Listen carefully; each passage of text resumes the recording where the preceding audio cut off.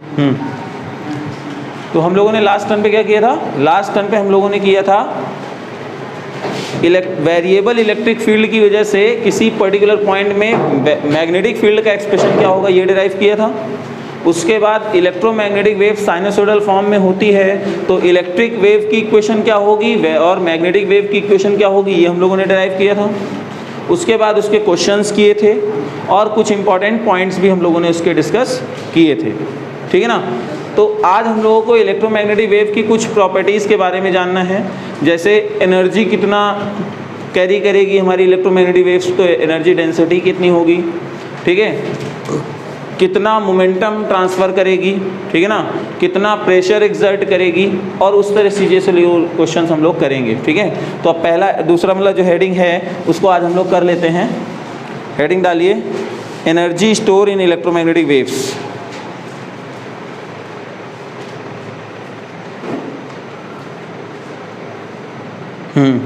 Energy store in electromagnetic waves. तो लिखिए, electromagnetic wave carry energy as they travel through the space.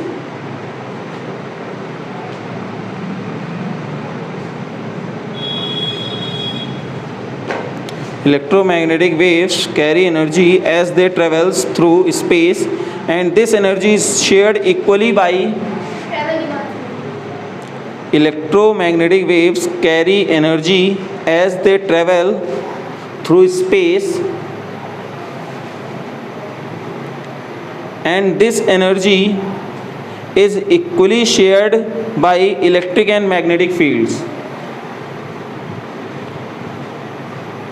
Electric and magnetic fields, ठीक है। अब नीचे लिखना एनर्जी डेंसिटी कितनी होगी इलेक्ट्रोमैग्नेटिक वेव्स के, तो नीचे है energy density of electromagnetic waves.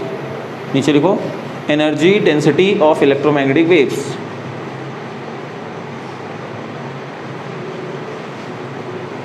ठीक, energy density of electromagnetic wave is the energy per unit volume.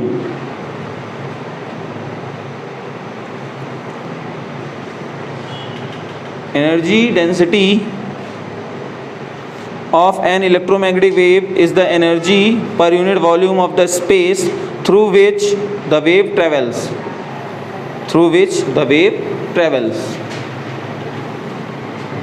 ठीक है, through which the wave. Electromagnetic energy of the wave is the क्या एनर्जी डेंसिटी ना, energy density of the electromagnetic wave is the energy per unit volume of the space through which the wave travels. ठीक, तो अब जो energy density होगी वो equally divide होगी, ठीक है ना। अब जैसे इलेक्ट्रिकल एनर्जी होती थी हाफ CV स्क्वायर होती थी, पर यूनिट वॉल्यूम करते थे, याद करो फर्स्ट चैप्टर में आता half epsilon not E square आया था ना। तो अब जो यहाँ पे एनर्जी डेंसिटी होने वाली है वो स्मॉल u जो होगा वो electrical energy density plus magnetic electrical density आएगा। तो इलेक्ट्रिकल एनर्जी जो होगी वो half epsilon not E square हो जाएगा और प्लस हाफ एप्सिलॉन, अब यहाँ पे मैग्नेटिक फील्ड है अपॉन म्यू नॉट स्क्वायर हो जाएगा। क्यों ऐसा हुआ?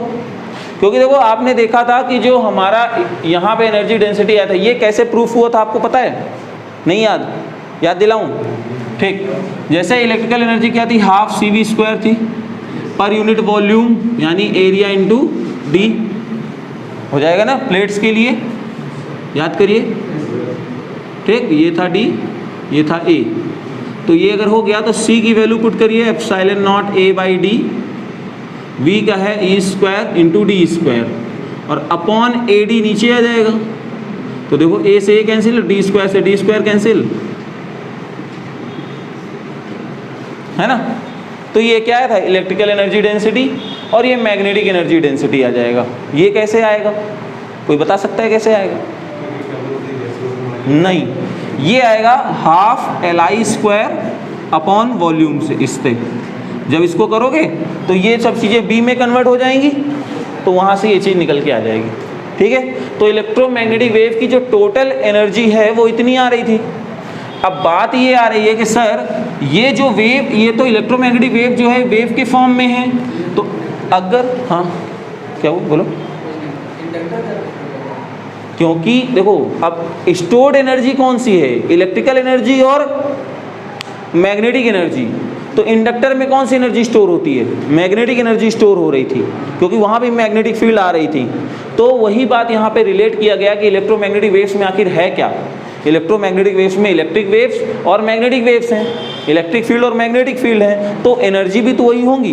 तो इसीलिए यहाँ पे हम लोग वो चीज़ बात कर रहे हैं, ठीक है। अब बात आती है कि सर ये तो आई थी टोटल, लेकिन अगर हम एवरेज एनर्जी डेंसिटी की बात करें, क्यों एवरेज एनर्जी डेंसिटी की, इफेक्टिव एनर्जी डेंसिटी की बात करें, क्योंकि ये साइनसोइडल फॉर्म में ट्रेवल हो रही है। अभी आपको बी ले रहे हो तो कौन सा लोगे ये कुछ पता नहीं चल रहा है, ठीक है ना। तो अगर हम चाहते हैं कि सर एवरेज एनर्जी डेंसिटी की बात की जाए, तो एवरेज एनर्जी डेंसिटी जो होगी, जो यू एवरेज होगा वो पता है कैसे लिखा जाएगा, वो लिखा जाएगा half epsilon naught E R M S का square plus half B R M S का स्क्वायर।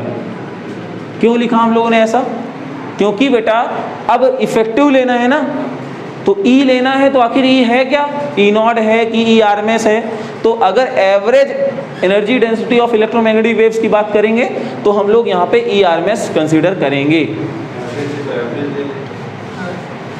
एवरेज मतलब क्या होता था, अब जैसे एसी पल्स में एवरेज होता था कि जितना ये गया उतना वापस हो गया, लेकिन अब यहाँ पे ऐसा नहीं है ना, एनर्जी है, मतलब इसका भी और इसका भी दोनों का एवरेज, मतलब इफेक्टिव पूछ रहा है वो तुमसे, तो इफेक्टिव बोले तो ये, ठीक है ना। वो चार्ज की बात नहीं है कि चार्ज जितना दिया उतना ले लिया, नहीं, यहाँ पे क्या बात हो रही है, एवरेज बोले तो इफेक्टिव वैल्यू। तो इफेक्टिव एवरेज डेंस मतलब इफेक्टिव एवरेज मतलब डेंसिटी कितनी होगी हमारी, वो ये हो जाएगी। अब अगर हम चाहें कि सर पीक वैल्यू के टर्म्स में बताइए, तो पीक वैल्यू के टर्म्स में हम लोग बता सकते हैं। कैसे बता सकते हैं, देखो भाई वो लड़के, पीक वैल्यू के टर्म्स में कैसे बता सकते हैं, ई आर एम एस को रिप्लेस कर सकते हैं ई नॉट बाई रूट 2 से, और बी आर एम एस को रिप्लेस कर सकते हैं बी नॉट बाई रूट 2 से, ठीक है।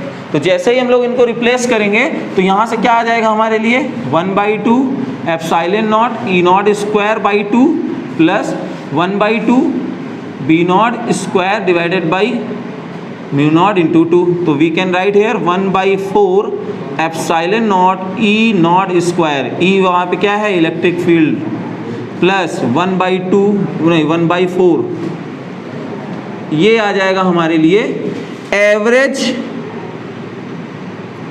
Energy density in electromagnetic waves. अच्छा ये तो बात आ गई। अब कहोगे सर इसका मतलब क्या है, कुछ पार्ट इलेक्ट्रोमैग्नेटिक वेव्स में एनर्जी जो है इलेक्ट्रिकल एनर्जी का है और कुछ मैग्नेटिक एनर्जी का है। मतलब हो सकता है कि इलेक्ट्रिक एनर्जी ज़्यादा हो और मैग्नेटिक एनर्जी कम हो, या मैग्नेटिक ज़्यादा हो या इलेक्ट्रिक कम हो। तो ऐसा नहीं होता है, जितना अमाउंट ये होगा उतना ही ये अमाउंट ये है। कैसे प्रूफ कर दें, देखो जो इलेक्ट्रिकल एनर्जी डेंसिटी है उसको मैग्नेटिक एनर्जी डेंसिटी के बराबर भी हम लोग प्रूफ कर सकते हैं। जैसे देखो यू ई क्या होता है, यू ई मैंने अभी निकाला 1/4 into epsilon naught into E naught का स्क्वायर, ये था। अब आप सबको पता है कि sir C is equal to होता है E naught by B naught. तो वी कैन राइट हेयर कि अगर हमको ई नॉट की वैल्यू को रिप्लेस कर दूं मैं इससे, तो मेरा जो ये एक्सप्रेशन होगा इसको साइड में लिख लेते हैं। जैसे यहाँ पे क्या होता है, C इज इक्वल टू होता है E naught by B naught. तो ई नॉट की वैल्यू को क्या लिख सकते हैं, C इंटू बी नॉट। तो यहाँ से अगर मैं इसको रिप्लेस करूँगा तो मुझे क्या मिलेगा, 1/4 epsilon naught C square B naught square, और सबको पता है C square is equal to 1/म्यू नॉट एप्सिलॉन नॉट होता है। क्योंकि कल मैंने आपको एक रिलेशन बताया था ना, C इज इक्वल टू 1/√म्यू नॉट एप्सिलॉन नॉट। तो C स्क्वायर की वैल्यू ये हो जाएगी। तो जैसे ही यहाँ पे C स्क्वायर की वैल्यू मैं रखूँगा तो 1/4 epsilon naught into B naught का square upon mu naught epsilon naught. तो यही से ये कैंसिल हो गया। तो देखो मुझे क्या बन गया, 1/4 B naught square divided by mu. तो यहाँ ये बन गया यू बी। तो मतलब क्या कह सकते हैं कि सर जो जितनी इलेक्ट्रिकल एनर्जी डेंसिटी होगी इलेक्ट्रोमैग्नेटिक वेव्स में, उतनी ही मैग्नेटिक एनर्जी डेंसिटी होगी इलेक्ट्रोमैग्नेटिक वेव्स में। बोलो बच्चे बात समझ में आई कि नहीं आई? कितने लोग समझ में नहीं आया? नहीं आया? फिर से बताता हूँ, ठीक है, पूरी बात फिर से बताता हूँ। देखो यहाँ पे क्या बोल रहे हैं, हम लोगों को बोला गया कि एनर्जी डेंसिटी कितनी होगी इलेक्ट्रोमैग्नेटिक वेव्स में, मतलब total energy per unit volumes की बात कर रहा है। तो electrical energy per unit volume, magnetic energy per unit volume, तो ये energy density electrical, energy density in magnetic, ठीक है ना, magnetic energy density electrical, magnetic electric energy density. अब बात आती है कि सर ये साइनोसोडल फॉर्म में है तो बी की कौन सी वैल्यू लेनी है? तो अगर आपको इफेक्टिव एनर्जी डेंसिटी लेनी है तो इफेक्टिव वैल्यू को कंसीडर करना पड़ेगा। अब इनको पीक वैल्यू के टर्म्स में आपने लिखा तो रिलेशन आप ये निकाल सकते हो। तो ये तो आ गया expression of average energy density in electromagnetic waves. बोलो इतनी बात क्लियर है? ओके। यहाँ पे मैं प्रूफ क्या कर रहा हूँ? Proof that average electrical energy density in electromagnetic wave is equal to the average magnetic energy in the electromagnetic wave. तो ये प्रूविंग है। इलेक्ट्रिकल एनर्जी डेंसिटी से शुरू किया, मैग्नेटिक एनर्जी डेंसिटी में पहुंच गए। ये देखो था ई नॉट की वैल्यू को हम लोगों ने रिप्लेस कर दिया, सी नॉट की सी स्क्वायर जगह पे ये वैल्यू रख दी, ठीक है। तो यहाँ पे लिख लेना, यहाँ पे चाहे तो लिख लेना, show that electrical energy density in electromagnetic wave is equal to the magnetic energy density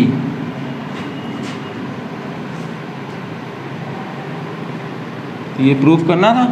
तो UE की वैल्यू हम लोगों ने शुरू किया था,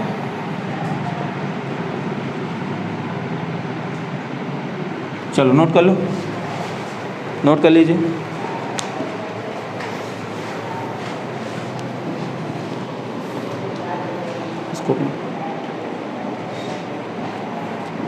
इसको नोट कर लीजिए।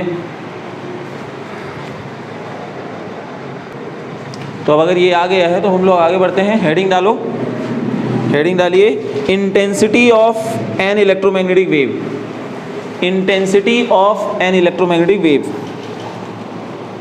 Intensity of N electromagnetic wave, ठीक है। तो डेफिनेशन लिखिए बेटा, the energy crossing per unit area, the energy crossing per unit area per unit time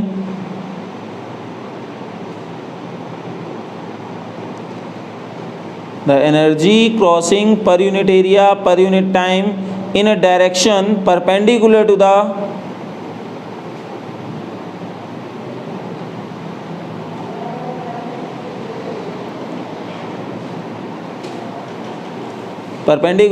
direction of propagation is called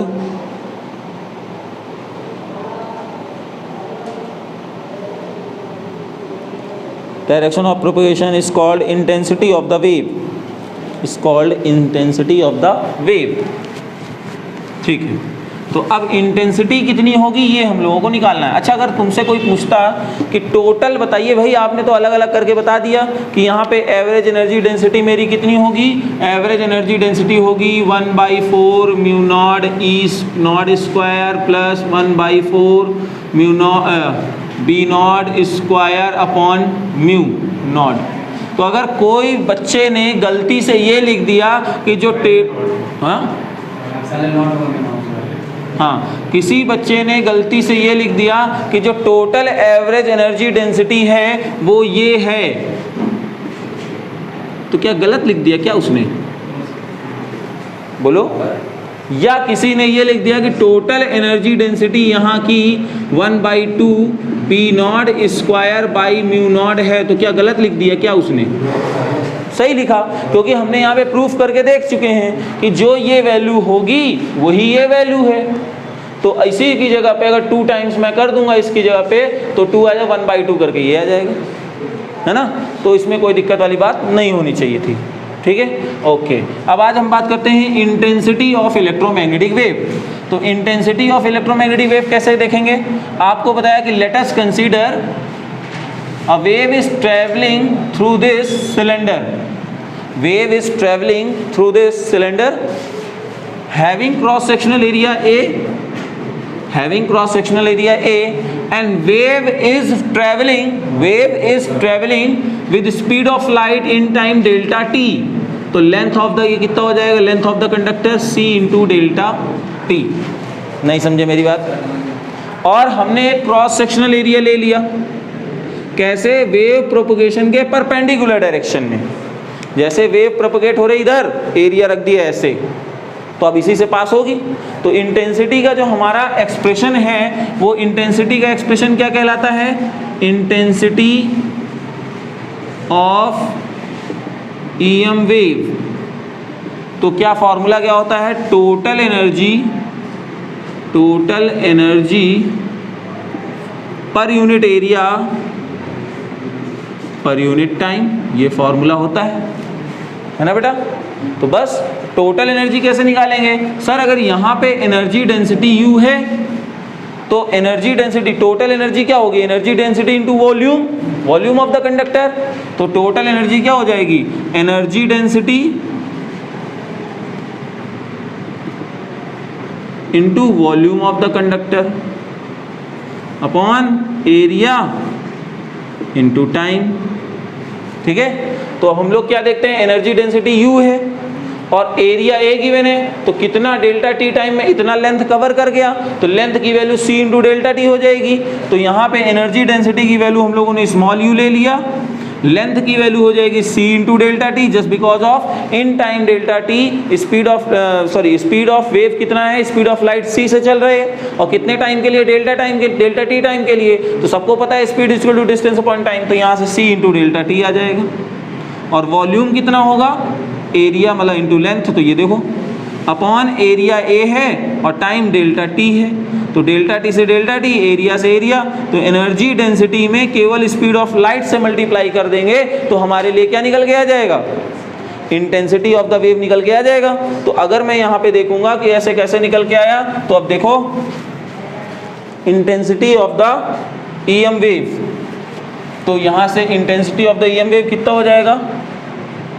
intensity, तो एनर्जी डेंसिटी हमने निकाला था ना, 1/2 एप्सिलॉन नॉट ई नॉट का स्क्वायर इंटू सी। लो भाई, आया नहीं आया?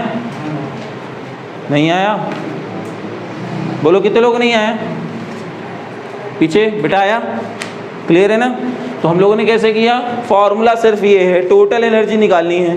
तो एनर्जी डेंसिटी पता है, पूरा वॉल्यूम देख लिया, तो वॉल्यूम बोले तो ए लेंथ इंटू एरिया, लेंथ पता नहीं था तो स्पीड ऑफ लाइट से ट्रेवल कर रहे, डेल्टा टी टाइम में इतनी लेंथ कवर करेगा, तो ये वैल्यू हो गई।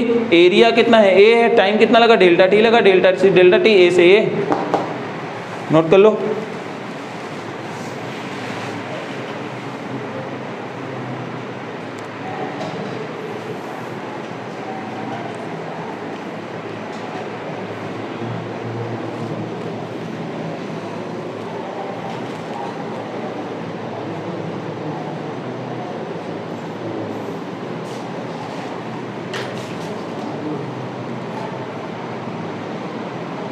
नहीं है, धीरे धीरे। कल आए थे? नहीं। क्यों एब्सेंट हुए थे? हाँ भूल गए थे।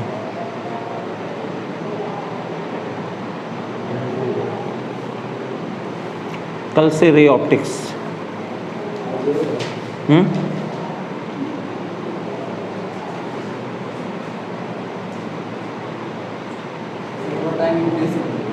किसका बढ़ा दे? मतलब नहीं तो करे रहेंगे ना ऐसा।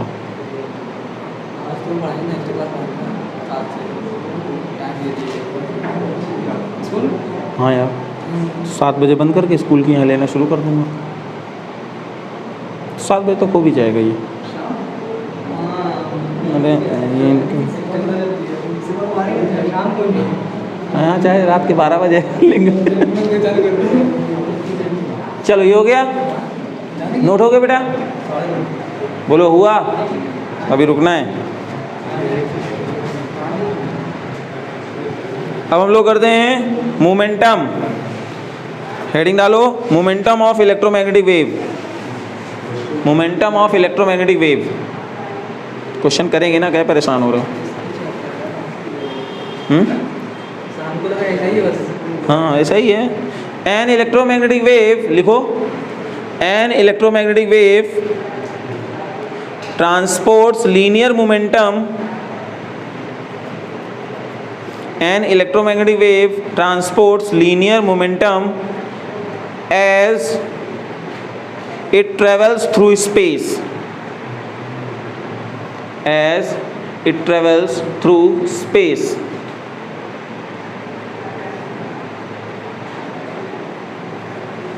ठीक है ना, as it travels through space, full stop। if an electromagnetic wave is transfers total energy U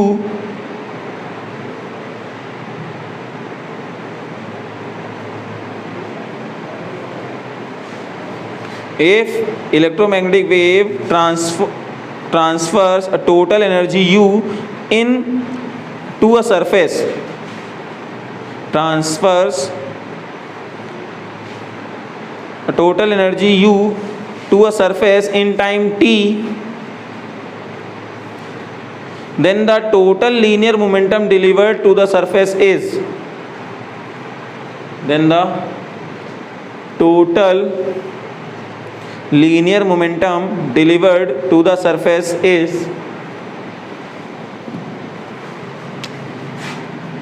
P is equal to U by C। कितने लोगों को ये फॉर्मूला समझ में ही नहीं आया? कह रहे ये कहाँ से लिख दिया, जो मना है जबरदस्ती लिख देते हो। शिखर आया ये फार्मूला? नहीं आया ना? किसी को आया?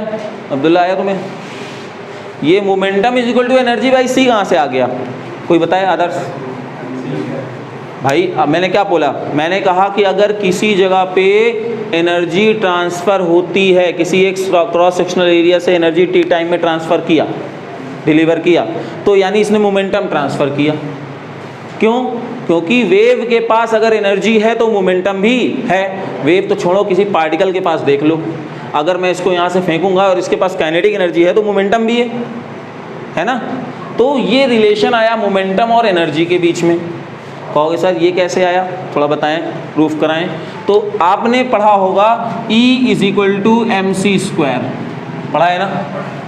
पढ़ा है। तो अब अगर मैं इसको लिख लूँ MC इंटू सी, तो ये तो मोमेंटम हो गया ना। तो E is equal to momentum into C, तो यानी momentum is equal to energy by, है ना? ठीक है, तो ये यहाँ से निकल के आया है। तो यानी अब जरा ध्यान से सुनना बच्चे, बहुत खास बात है। और ऐसे क्वेश्चंस इस समय के प्रेजेंट के जेईई मेंस के सिनेरियो में आते हैं। कैसे? छोटी छोटी चीज़ों को वो गौर करते हैं। एनटीए का पेपर बहुत ज़्यादा टफ नहीं होता है, आसान होता है। 4 लाइन से ज़्यादा कोई सवाल नहीं जाता है। बस देखना क्या होता है कि थोड़ा सा हमें ध्यान देना है कि आखिर कौन सी सरफेस से रिफ्लेक्ट कर रहा है। अगर इसने एनर्जी दिया और दूसरी सरफेस ने एब्जॉर्ब कर लिया तो मोमेंटम कितना हुआ? ध्यान से सुनना, ये एनर्जी मेरी जा रही थी पी वेव से, मतलब पी मोमेंटम के साथ, और यहाँ पे फिर उसका मोमेंटम हो गया 0। तो यानी कितना मोमेंटम ट्रांसफर करेगा? P final minus P initial. तो केवल कितना मोमेंटम आएगा? पी आएगा। तो देखो ये पी की वैल्यू सीधे सीधे U बाई सी हो जाएगी।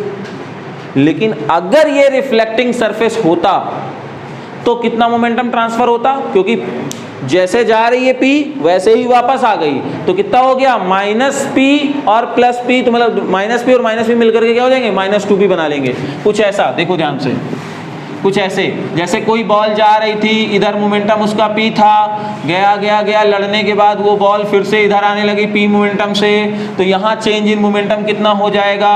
P फाइनल माइनस P, तो माइनस पी हो जाएगा -2p। तो हम लोग यहाँ पे क्या लिखेंगे? लिखा हुआ है, देखो ध्यान से, क्वेश्चन में लिखा हुआ है, मतलब उसमें कि एक अगर कोई वेव किसी सरफेस को एनर्जी ट्रांसमिट करती है इन टाइम t, तो उस समय मोमेंटम डिलीवर होगा U बाई सी। इफ, नीचे लिखना है, if energy is delivered to the reflecting surface then total momentum transfer will be 2U, मतलब 2P, यानी हो जाएगा 2U बाई सी। नहीं समझ में आया? ये वाला बात।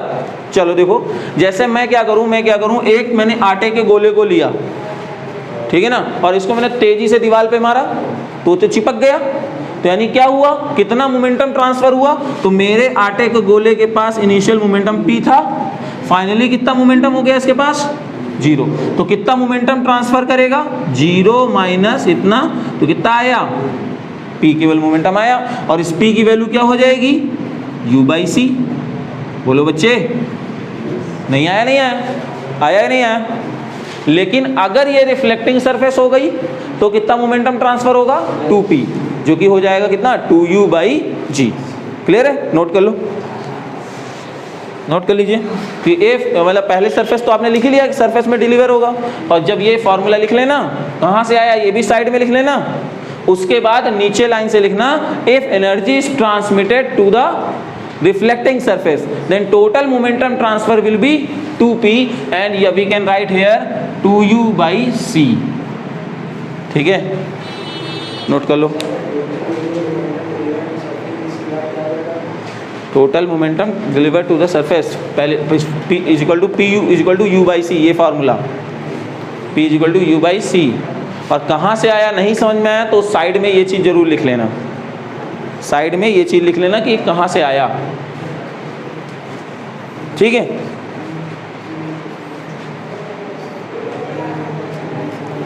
और नीचे लाइन से लिखना कि if momentum energy is transmitted to the reflecting surface then total momentum deliver will be 2p।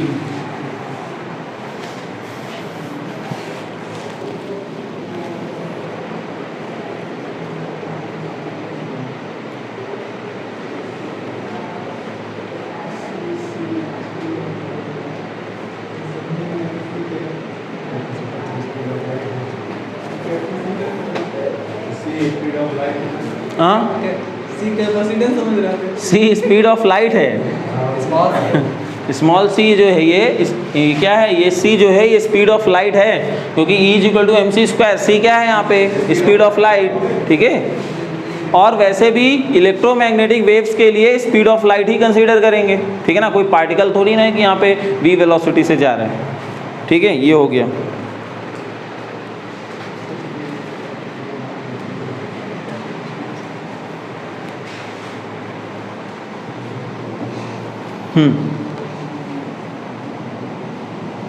ठीक, अब एक डेफिनेशन गिवन है, लास्ट है, प्रेशर एक्सर्टेड, हेडिंग डाल लो, pressure exerted by an electromagnetic wave, pressure exerted by electromagnetic wave.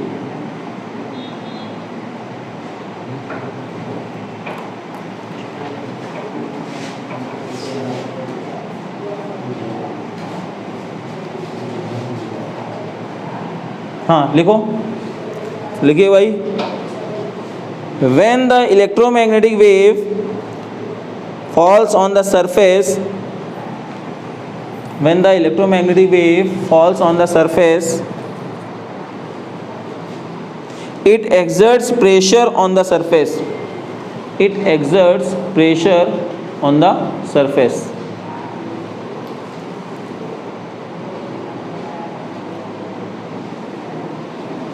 ठीक है, pressure on the surface, लिखो आगे, this pressure is called radiation pressure, this pressure is called radiation pressure.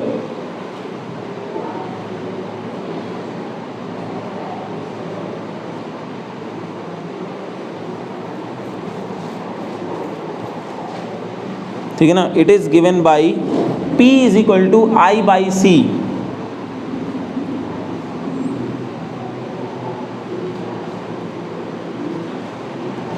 P is equal to I/C, where I is the intensity of the wave।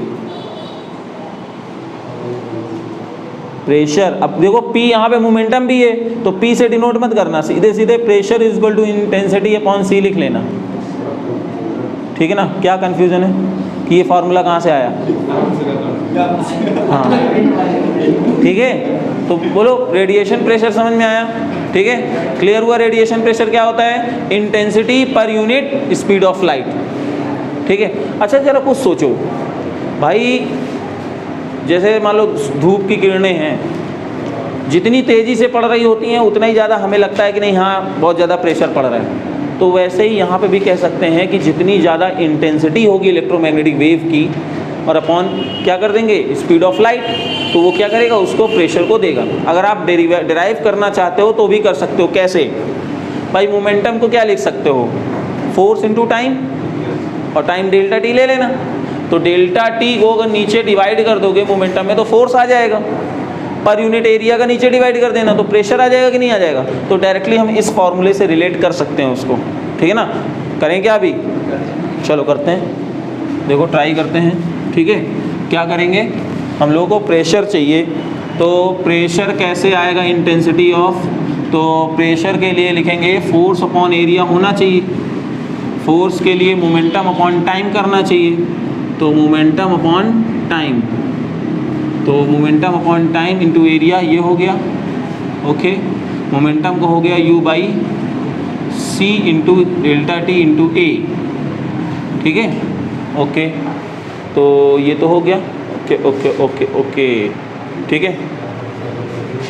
हाँ तो ये तो हमारे लिए जो total energy per unit area per unit time, यही तो था।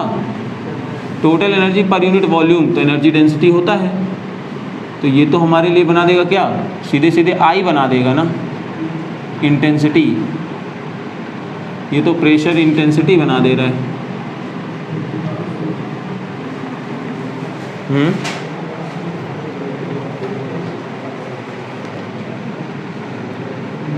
केवल एनर्जी डेंसिटी, हाँ सही तो आ तो गया, वेरी गुड, ठीक है आ गया।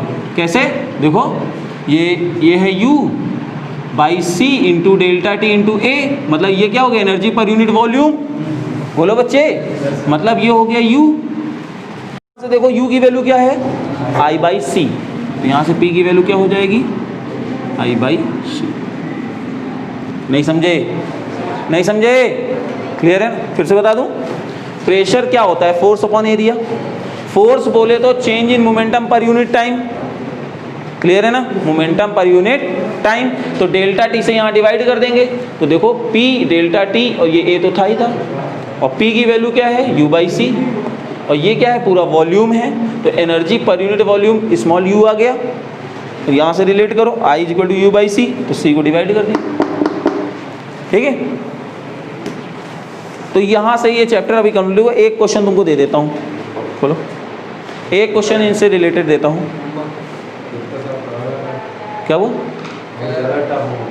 बहुत ज़्यादा? हाँ टर्म तो हैं, टर्म्स हैं। चलो अभी एक क्वेश्चन मैं तुमको दे रहा हूँ, जैसे देखिए इसको कर पाते हो कि नहीं, ठीक है। Light with N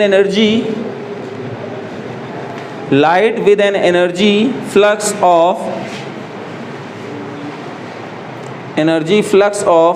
18 watt per centimeter square. Light with an energy flux of 18 watt per centimeter square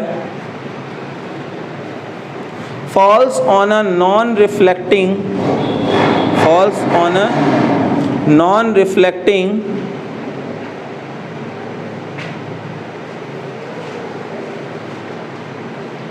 अरे यार ये क्वेश्चन मिसिंग है। Non reflecting eight normal incidence, non reflecting surface at normal incidence, ठीक है, full stop. If the surface has an area of 20 centimetre square,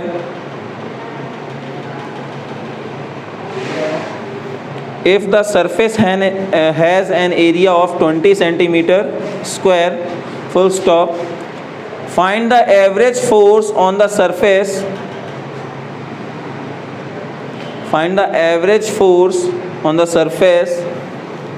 during time a 30 minutes time span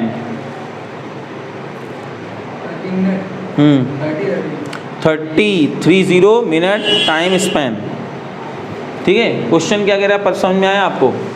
कह रहा है energy flux दे रखा है आपको, यानी पर यूनिट एरिया कितना एनर्जी पास हो रहा है ये दे रखा है, और आपको एरिया ऑफ द प्लेट भी दे रखा है। तो वहाँ से टोटल एनर्जी कितनी आ रही है निकाल लोगे, और टोटल एनर्जी डिवाइडेड बाय सी कर दोगे तो मोमेंटम डिलीवर आ जाएगा, क्योंकि नॉन रिफ्लेक्टिंग सरफेस है, नॉन रिफ्लेक्टिंग सरफेस है। कैसा है? नॉन रिफ्लेक्टिंग सरफेस है ना, तो P की वैल्यू जो आएगी, प्रेशर की वैल्यू जो आएगी, सॉरी मोमेंटम की, एनर्जी बाई सी आ जाएगी, मोमेंटम आ जाएगा। और जब मोमेंटम आ जाएगा तो उसको क्या लिख सकते हो, F into T is equal to P। तो T की वैल्यू भी पता है, P की वैल्यू भी पता है, फोर्स की वैल्यू निकल के आ जाएगी। एक बार ट्राई करो, नहीं तो मैं बताता हूँ, फिर से बता दूँ। चलो फिर से बता देता हूँ, मैं फिर से बता देता हूँ, कोई टेंशन वाली बात नहीं है। चलो देखो, इसमें दिया क्या है मुझे, एनर्जी फ्लक्स दिया हुआ है। एनर्जी फ्लक्स बोले तो इतना energy per unit area given है। तो कितना गिवन है जरा बताओ जरा मुझे, एक सेकेंड।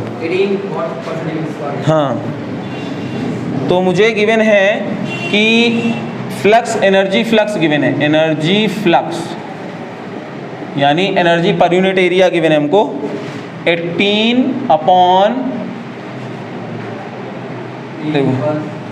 अब देखो यहाँ पे 18 वॉट पर सेंटीमीटर स्क्वायर गिवन है। तो पहले तो इसको हम लोग SI यूनिट में कन्वर्ट करते हैं, तो सेंटीमीटर को हमें किस में कन्वर्ट करना पड़ेगा। अच्छा, वॉट गिवन है तो उसको जूल पर सेकंड लिख सकते हो, कोई टेंशन वाली बात नहीं है। तो ठीक है, तो यहाँ से हो जाएगा 18 अपॉन 10 की पावर 4, माइनस में आएगा ना, 10 power minus 4 metre joule per metre square. ले जाओ, कहाँ है डस्टर, ठीक। तो ये कितना हो जाएगा, 18 इंटू 10 की power 4 joule per metre square. बोलो बच्चे, ये आया कि नहीं आया? लेकिन हमको तो टोटल एनर्जी चाहिए ना सर, तो हमें जितना ये एनर्जी फ्लक्स है इंटू पूरे एरिया को मल्टीप्लाई कर देना है। एरिया कितना गिवन है, 20 सेंटीमीटर स्क्वायर, यानी 20 into 10 power minus 4 metre square हो जाएगा ना। बोलो भाई, 20 सेंटीमीटर स्क्वायर है तो ये आ जाएगा, तो यानी कितना हो जाएगा 18 इंटू 20 और बस ये आ जाएगा कितनी, इतने जूल। टोटल एनर्जी आ गई। तो कितना मोमेंटम ट्रांसफर होगा, total momentum transfer, total momentum delivered. अब कैसी सरफेस थी ये, नॉन रिफ्लेक्टिंग, तो P की वैल्यू आ जाएगी U बाई सी। बोले तो 18 इंटू 20 डिवाइडेड बाई 3 इंटू 10 की पावर 8, ये आ गया।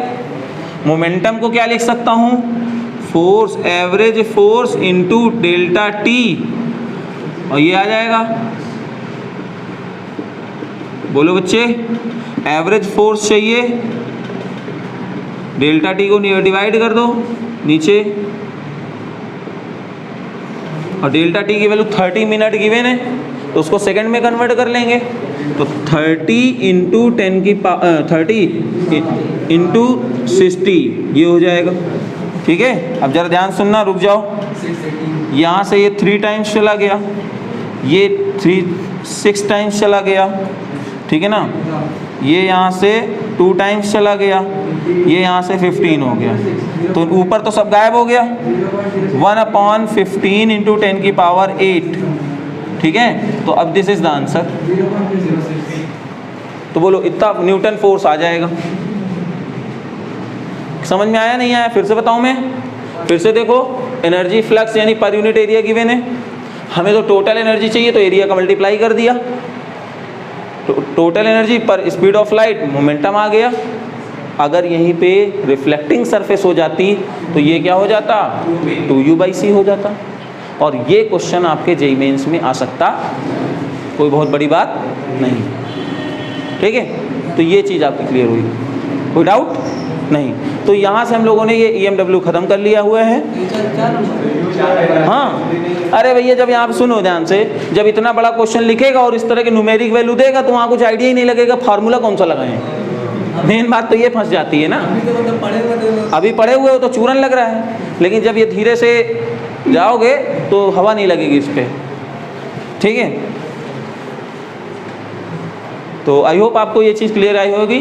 तो आज के लिए हम लोग इतना ही रखेंगे, ठीक है। और उसके बाद हम लोग करेंगे EMW, कल पढ़ेंगे रे ऑप्टिक्स, कल से स्टार्ट करेंगे।